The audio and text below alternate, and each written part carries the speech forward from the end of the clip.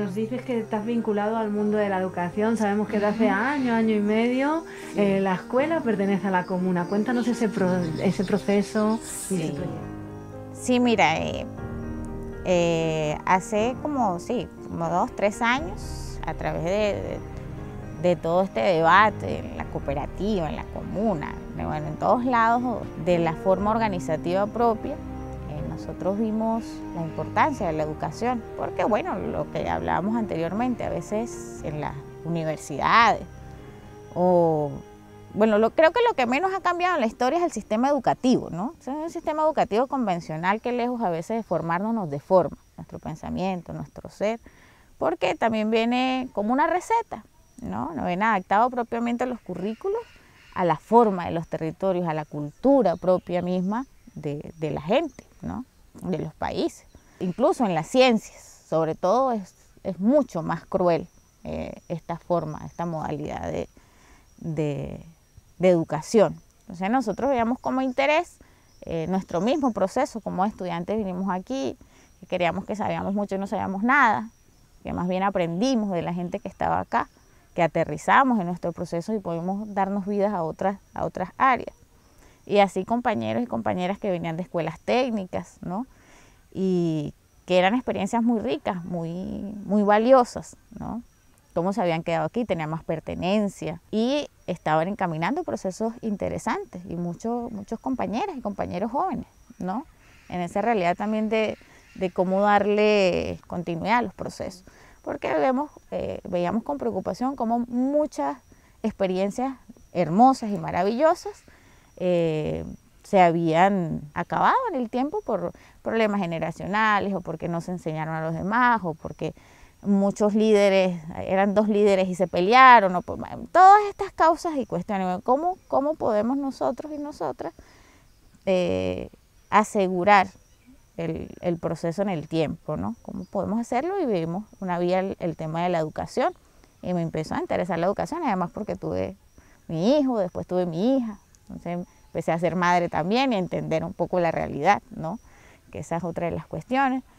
Y nos fuimos al tema educacional, primero en la comuna, y en ese momento había bastante fuerte el tema de la migración docente. Entonces, bueno, las escuelas estaban críticas de docentes, el liceo de aquí de la comuna estaba crítico de docentes, y pues pedimos un espacio ahí y nos dieron un espacio. Y ahí empezamos ese sueño maravilloso, junto también con ciencia y tecnología, que empezó la creación de los semilleros científicos en aquel momento. Y nosotros se nos ocurrió la idea de decir, bueno, también queremos un semillero científico, pero de la ruta café y cacao. Y teníamos el liceo, vimos pertinente lo del liceo, cómo encaminar, niños, adolescentes, niños y niñas valiosos, todos y todas muy potables, a lo que diferencia de lo que uno en los Estados Unidos, por ejemplo, niños con unas armas, aquí eran niños que sembraban café, que sembraban cacao, que sabían cómo hacerlo. Y vimos una oportunidad maravillosa ahí y empezamos nuestro proceso y empezamos a descubrir cómo enseñar matemáticas a través del conocimiento propio, de cómo podíamos adaptar los currículos también a ese mismo proceso de enseñanza, que también el campesino hace ciencia a través de la Alianza Científico-Campesina que trae el Ministerio de Ciencia y Tecnología, porque bueno, esta organización pues viene de pertenecer a esa enseñanza también. Iniciamos ahí, entonces nosotros empezamos bueno, el niño no sabe matemática, ¿cómo que no sabe matemática? A ver, ¿cuántos centímetros usted cava para sembrar una mata? No, tanto. Bueno, sí sabe matemática, lo que no sabemos enseñar somos nosotras, tenemos que cambiar nuestra forma de enseñar, porque ellos sí saben. Y empezamos como a esos hechos de concientización y bueno, hoy en la realidad tenemos niños y niñas que arman y desarman un robot, pero también saben a dónde va ese robot, que si es un montacarga para café, que si es una aplicación para medir el suelo, que si es algo para el tema cacao, y así dándole vida a todo lo que es la ciencia y tecnología, pero aplicada a nuestras realidades con pertenencia, ¿no? Apropiándonos del conocimiento. Eso es una hermosura ver los niños y niñas, los adolescentes, que dan pasos gigantescos, ¿no? Porque ¿qué ha hecho el sistema? Y eso lo vivimos en carne propia cuando uno fue estudiante. que se creía que la tecnología era como una cuestión fantasiosa, la ciencia, ¿no? Eso solamente eran científicos con batas metidos en un laboratorio y eso es exclusivo de las élites y nadie puede hacer ciencia. Pero también hacemos ciencia cuando nosotros fermentamos un cacao. Hay un montón de procesos ahí que están pasando, químicos, físicos, cómo está cambiando la materia, en qué se está convirtiendo. Que el cacao nos lo han vendido siempre como una golosina y ahora nos damos cuenta que es un alimento. Nosotros, pues nuestros ancestros sí lo sabían. Entonces, ¿cómo recuperamos también esa historia con los mismos niños, con las mismas niñas, en ese proceso? Y hemos aprendido todos y todas en ese caminar educativo, ¿no? Y hemos, bueno, hecho muchas cosas a partir de ahí, recoger las historias. Uno de los testimonios que me decía una mamá estos días en la colectiva de mujeres de la comuna, porque mezclamos todo, ¿no? Eso todo se relaciona, la colectiva de mujeres, pero también son las representantes del liceo, de la escuela, nos encontramos y hablamos de la educación, hablamos de nuestros procesos. Y ella me decía, yo de mi hija aprendí, que tiene 10 años, yo tengo de mi nieta, decía, de mi nieta aprendí, que mi nieta tiene 10 años, y de ella aprendí cómo secar cacao, algo que se había perdido en el tiempo, y lo aprendí a través de la educación que está recibiendo ahora.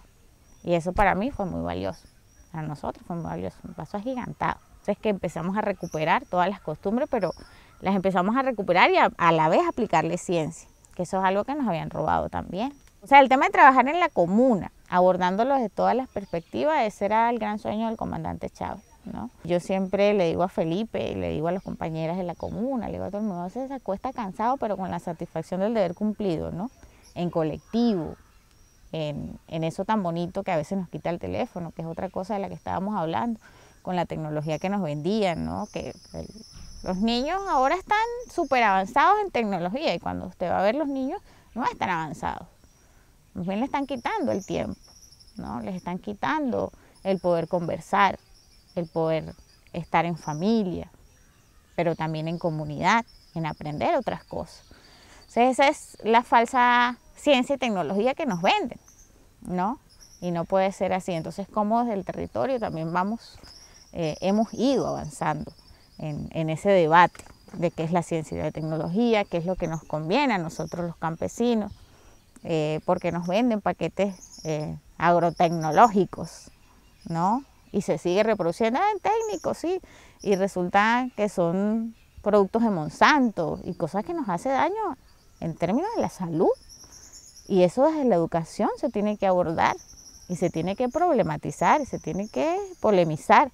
Y los niños y las niñas deben aprender qué es lo que sirve para la vida y cómo nosotros podemos revertir esos procesos en materia de salud. Porque como siempre, hay una compañera que siempre lo dice, que la ministra de Ciencia y Tecnología es una sola salud. Y eso es lo que nosotros estamos tratando de encaminar. Nosotros tenemos una ley estupenda, que es la ley de semillas, ¿no? Una ley hermosa, maravillosa. Entonces también los niños tienen que apropiarse de esa ley, las niñas tienen que apropiarse de esa ley de semillas y decir, bueno, pues, ¿qué es lo que nos conviene? Desde el campesinado, ¿qué es lo que nos conviene a nosotros? ¿Cuáles son las políticas en materia que nos conviene? Entonces hay una materia muy hermosa en Venezuela que se llama soberanía y bueno, específicamente la doy yo. Me encanta esa materia y ahí se debate, ellos empiezan a debatir. Empiezan en los aspectos de soberanía, cómo podemos cambiar los procesos, pero también cuál es la otra ley que nosotros debemos alzar, la regulación de las redes sociales, por ejemplo, cómo impacta eso en los adolescentes. Entonces, todo eso desde nuestro territorio, desde nuestro hacer cotidiano, cómo nos inoculan desde ahí los vicios y desvíos, ¿no? Y bueno, es maravilloso poder crear, ir creando, ir innovando, junto con la gente, pues. No es como esas recetas o esas ideas que vienen a otro lado, sino la creación propia de la gente, la creación heroica, decía, ¿no? Mariate, creación heroica, ¿no? Ahí vamos como encaminándolo. En ese sentido todavía nos falta bastante, pero allí vamos en ese proceso. El saber colectivo, pero también en el saber colectivo vamos innovando. Entonces eso es hermoso, maravilloso. Ver niñas de 12, 13 años diciendo, bueno, pero lo que nosotras queremos, lo que nosotros sentimos que debe ser, porque lo hemos probado, hemos hecho ciencia a partir de eso, hemos aplicado, hemos visto, Eso es muy importante, ¿no?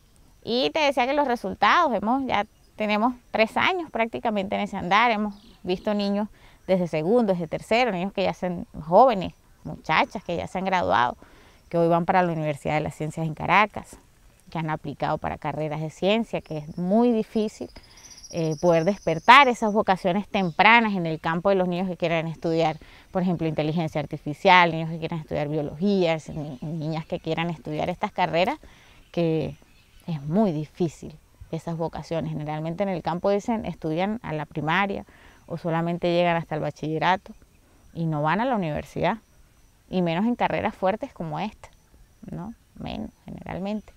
Y hemos logrado como romper, y sobre todo en las niñas que no terminan su primaria, tienen menos oportunidades. Entonces hemos logrado que terminen el bachiller, porque cuando no las inscriben nosotros mismos vamos a las casas y preguntamos qué pasa, por qué no la escribieron, cuál es el problema, qué necesita, necesita útiles escolares, necesita uniforme, qué necesita, ¿no? Ese es el proceso también, ¿no? De ir a las casas y preguntar a las familias, hablar con las madres, con los padres, cuál es el problema, cuál es la situación, y así pues poder ingresarlas al sistema educacional, ¿no? Sobre todo hacemos mucho más énfasis en las niñas, ¿no? Que no se nos queden sin estudiar. Y cuando ellas culminan su bachillerato con éxito, pues logran poder tener esa vocación de ir a la universidad y terminar una carrera. O sea, ahí damos como ese salto importante, pues la educación es muy importante para que los procesos puedan cambiar. Si nosotros no logramos consolidar la educación, no logramos que toda nuestra población se eduque, pero con conciencia, no con deformación, vamos a poder alcanzar y avanzar una ruta mucho mejor para la sociedad. Así evitamos los niños que se pierden en la calle, evitamos las drogas, evitamos todo esto, ¿no? Después de ver los niños en el teléfono jugando, no sé, cualquier cantidad de juegos, es hermoso ver cómo sacan tiempo para ir a armar un robot, para ir ellos mismos a programar una aplicación. Entonces tienen tiempo, dedican tiempo a otras cosas y no pues tienen como la posibilidad de que entes externos puedan venir a causar esos vicios que a veces vemos en las comunidades, que es muy lamentable, pues. Países, uno ve con preocupación los altos índices de drogas, pues de drogadicción en la población, eso afecta mucho a la sociedad a largo plazo.